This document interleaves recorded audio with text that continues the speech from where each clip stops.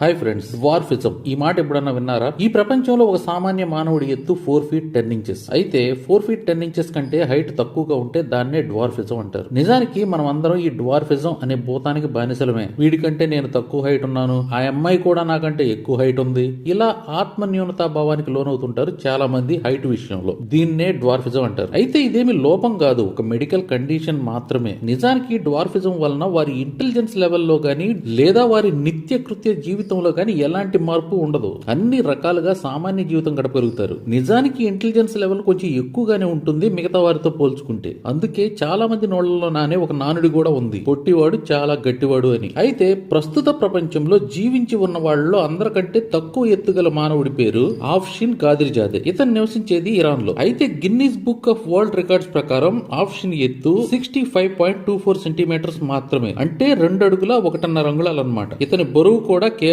6.5 kgs. ఇతనికి Guinness record 2024 లో ఇచ్చారు. అయితే 2024 కు ముందు ఈ రికార్డు కొలంబియాకి చెందిన ఎడ్వర్డ్ నినో హెర్నాండెస్ పేరున ఉండేది. ఇతని హైట్ ఆప్షన్ కంటే కేవలం 7 సెంటీమీటర్లు ఎక్కువ. అయితే ఇప్పటి వరకు మనం చెప్పుకున్నది కేవలం జీవించి ఉన్న వాళ్ళ హైట్ మాత్రమే. నిజానికి ఈ ప్రపంచంలో ఆల్ టైమ్ వరల్డ్ రికార్డ్ మరొకరి పేరు మీద ఉంది. ఆయనే నేపాల్ కు చెందిన చంద్ర బహదూర్. నిజానికి చంద్ర బహదూర్ హైట్ 54.6 సెంటీమీటర్స్ మాత్రమే. అయితే ఈయన 2015వ సంవత్సరంలో 75 సంవత్సరాల వయసులో చనిపోవడం జరిగింది. Thank you. వీడియో మొత్తం చూడటానికి కింద ఉన్న లింక్ మీద నొక్కండి. అలాగే సబ్స్క్రైబ్ చేసుకోవడానికి కింద ఉన్న సబ్స్క్రైబ్ బటన్ మీద నొక్కండి.